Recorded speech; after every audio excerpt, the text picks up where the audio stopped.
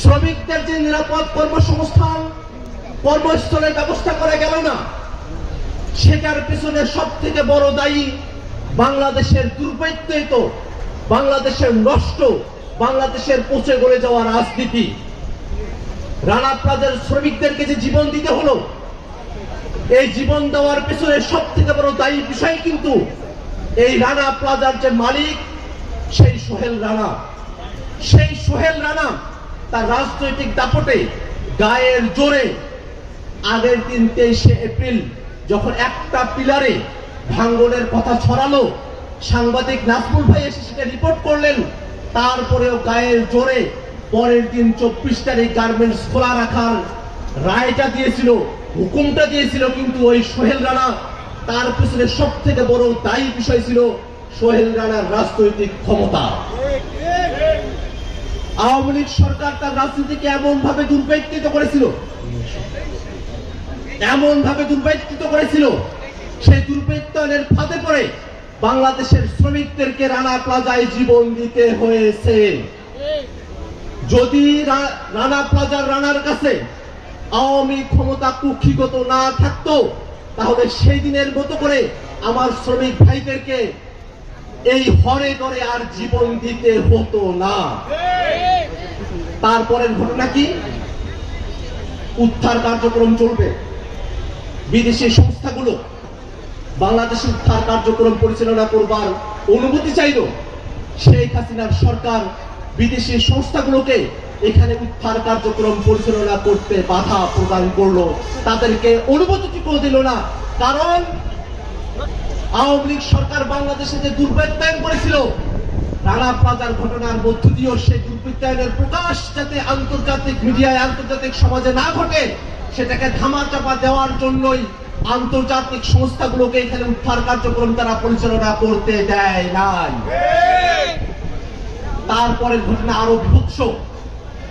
এখানে মানুষের আহত হয়েছেন, হয়তো সেখানে তাদের জীবন প্রদীপ এখনো নিভে যায়নি, কিন্তু সেই মানুষগুলোকে তাদেরকে উদ্ধারের নাম করে তাদের লাশগুলোকে গুম করার মেকানিজম তৈরি করেছিল এই অঞ্চলের কুখ্যাত সন্ত্রাসী ইনাম। সেই ইনামেরা, সেই সোহেল রানারা রানা প্লাজার মতো ঘটনা ঘটিয়ে বাংলাদেশের শ্রমিক হত্যার তারা মহোৎসব করেছিল। আওয়ামী লীগের শাসনামলে আওয়ামী লীগের দুর্বৃত্তায়িত রাজনীতির সুবিধা নিয়ে, আওয়ামী লীগের রাজনীতির যাতা করে মানুষকে পিষ্ট করে শুধু শ্রমিকরাই এখানে হতাহত হয়নি, সারা দেশের মানুষেরা যারা আছেন তাদেরকেও সময়ে সময়ে জীবন দিতে হয়েছে। আমরা খেয়াল করে দেখি, সাংবাদিক নাজমুল যখন এই বিষয়টা নিয়ে নিউজ করছেন, জনগণের কাছে রানা প্লাজার ঘটনাকে উন্মোচন করছেন, তখন নাজমুলকে ডেকে নিয়ে ফের দেওয়া হয়েছে।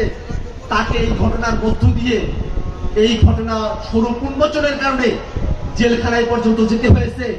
একজন সাংবাদিকও রানা প্লাজার ঘটনার সময়টাতে রানা প্লাজা নিয়ে সত্য বস্তুনিষ্ঠ নিউজ করার কারণে, খবর করার কারণে নিরাপদ থাকতে পারে নাই। গত 12টা বছর ধরে আমাদের শ্রমিকেরা, যারা আহত হয়েছেন তাদের স্বজনেরা, যারা শহীদ হয়েছেন তাদের স্বজনেরা, তারা এই জায়গাটাতে এসে একটা সমাবেশ করে তাদের দাবি দেওয়া পেশ করবেন, সেই সুযোগটা পর্যন্ত তাদেরকে দেওয়া হয় নাই। এই জায়গাটাকে দখলে রেখে আওয়ামী লীগের প্রেতাত্মারা, আওয়ামী লীগের দোসররা, আওয়ামী লীগের সন্ত্রাসীরা শ্রমিকদের ন্যায্য দাবি দেওয়া যাতে কণ্ঠস্বর উচ্চ না হয়, সেই কণ্ঠস্বরকে চেপে রাখবার সব ধরনের ব্যবস্থা পাকাপোক্ত করে তারা রেখেছিল। কিন্তু সবাই সবসময় সন্ত্রাসীদের পক্ষে থাকে না। 24-এর আন্দোলনের মধ্য দিয়ে সন্ত্রাসীদের পরাজয় হয়েছে, খুনি হাসিনার পরাজয় হয়েছে, সোহেল রানা ইনাম রঙদের পরাজয় হয়েছে। আমরা বিশ্বাস করি আজকে শ্রমিকরা যে দাবি উত্থাপন করেছেন, সেই দাবির মধ্য দিয়ে অন্তর্বর্তীকালীন সরকারের কাছে মেসেজ পরিষ্কারভাবে উত্থাপিত হয়েছে, যাতে করে এই রানা প্লাজা ধসের ঘটনায় যারা শহীদ হয়েছেন তাদের পরিবার, যারা আহত হয়েছেন তারা এবং তাদের পরিবারকে পুনর্বাসনের আওতায় নিয়ে আসা হয়। যারা এই ঘটনায় দায়ী ছিলেন তাদেরকে যথোপযুক্ত বিচারের আওতায় নিয়ে আসা হয় এই দাবি আজকে শ্রমিকেরা, আজকে জাতীয় নাগরিক পার্টি তাদের ব্যানারে এই দাবি উত্থাপন করেছে। সেই দাবি সরকারের কাছে আমরা উত্থাপন করছি।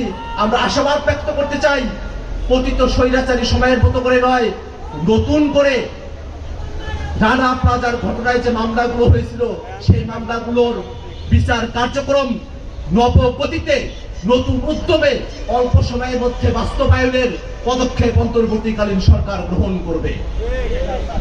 বন্ধুগণ আমার, সারা বিশ্বে শ্রমিকদের স্মরণে 1 মেতে শ্রমিক দিবস পালন করা হয়।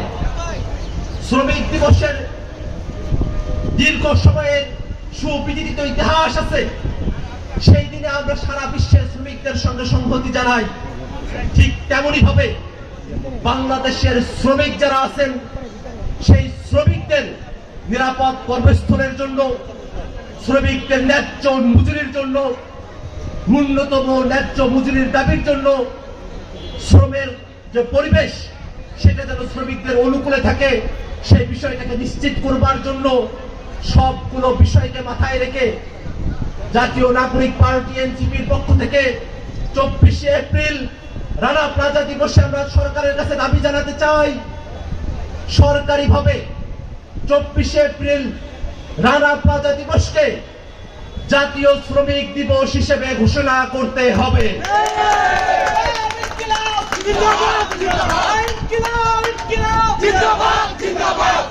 24শে এপ্রিল জাতীয় শ্রমিক দিবসে সকল গার্মেন্টস কারখানা সহ যতগুলো শ্রমিক প্রতিষ্ঠান রয়েছে সব শ্রমিক প্রতিষ্ঠানগুলোতে সাধারণ ছুটি ঘোষণা করতে হবে।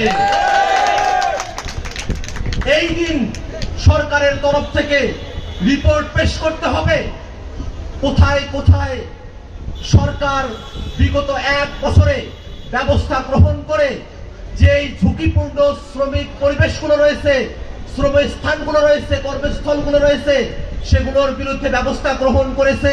সেই তালিকা 24শে এপ্রিল জাতীয় শ্রমিক দিবসে শ্রমিকদের কাছে, সাধারণ জনগণের কাছে পরিষ্কারভাবে উত্থাপন করতে হবে। বন্ধুগণ আমার, আমরা দাবি জানাই,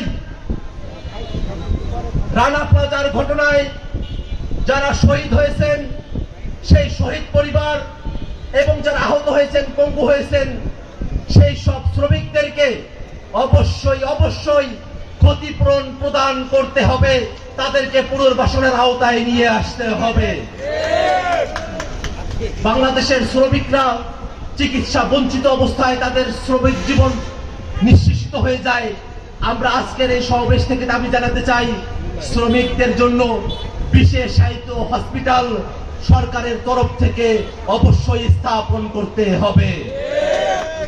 রানা প্লাজার ঘটনায় যেসব অনুদান এসেছে, সে অনুদানগুলো যেসব সন্ত্রাসীরা, যেসব দুর্বৃত্তরা কুক্ষিগত করেছে, যেসব সন্ত্রাসীরা শ্রমিকদের অনুদানের টাকা মেরে দিয়েছে, সেই সব অনুদানের টাকা, সেটা যদি কোনো ব্যক্তি, কোনো এনজিও, কোনো সরকারি প্রতিষ্ঠানের লোক, যে ব্যক্তি করে থাকুক, যারা শ্রমিকের অনুদানের টাকা আত্মসাৎ করেছে, প্রত্যেকটা ব্যক্তিকে আইনের আওতায় নিয়ে এসে তাদেরকে শাস্তির মুখোমুখি করতে হবে এবং শ্রমিকের অনুদানের টাকা শ্রমিকদের মধ্যেই ন্যায্যভাবে বিলিবন্ধন করতে হবে।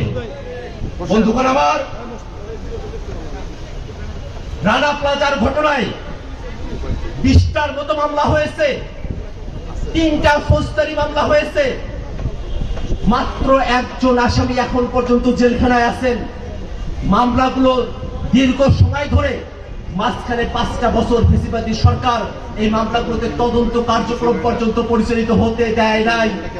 অন্তর্বর্তীকালীন সরকারের কাছে আমরা আহ্বান জানাবো, অতি দ্রুত রানা প্লাজার দুর্ঘটনায় দায়ে যেসব ব্যক্তিদের নামে মামলা দায়ের করা হয়েছে, অবিলম্বে বিচারের কার্যক্রম দৃশ্যমান করে দোষীদেরকে যথোপযুক্ত শাস্তির আওতায় নিয়ে আসতে হবে।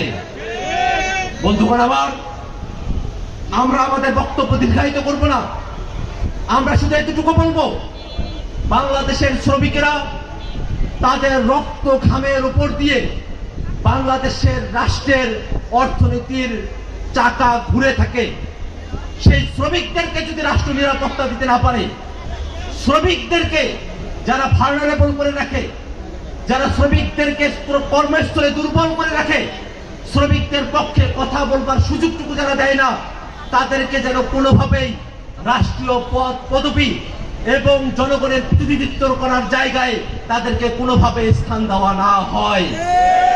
বন্ধুগণ আমার, আপনারা দীর্ঘ সময় এখানে অপেক্ষা করেছেন, আপনাদের ধৈর্যচ্যুতি ঘটাবো না। আমরা শুধুমাত্র এইটুকুই বলবো, জাতীয় নাগরিক পার্টি এনসিপি বাংলাদেশে নতুন করে রাজনীতির বন্দোবস্ত নির্মাণ করতে চায়। নতুন রাজনীতির বন্দোবস্তে শ্রমিকদের হিস্সা ন্যায্যভাবে আদায় করবার জন্য জাতীয় নাগরিক পার্টি সবসময় শ্রমিকদের পাশে থেকে শ্রমিকদের হয়ে সব সময় কাজ করে যাবে ইনশাআল্লাহ। বন্ধুগণ আমার, জাতীয় নাগরিক পার্টি এনসিপি তাদের শ্রমিকদের স্বার্থকে রক্ষা করবার জন্য শ্রমিকদের স্বার্থে শ্রমিক আইন গঠন করবার সিদ্ধান্ত গ্রহণ করেছে। ইতিমধ্যে আমরা সমন্বয়ক একটি কমিটি গঠন করেছি। আপনাদের কাছে আহ্বান থাকবে, দেশের মেহনতি শ্রমিক জনতার পক্ষে কথা বলবার জন্য, তাদের দাবি দাওয়াগুলো আদায় করবার জন্য অবশ্যই জাতীয় নাগরিক পার্টি এনসিপির শ্রমিক উইংয়ের সঙ্গে আপনারা যোগাযোগ করবেন, আমাদের সাথে যুক্ত হবেন। আপনাদের বক্তব্যগুলো সারা দেশের সকল পর্যায়ে শ্রমিকদের বক্তব্যগুলোকে উপস্থাপনের দায়ভার জাতীয় নাগরিক পার্টির শ্রমিক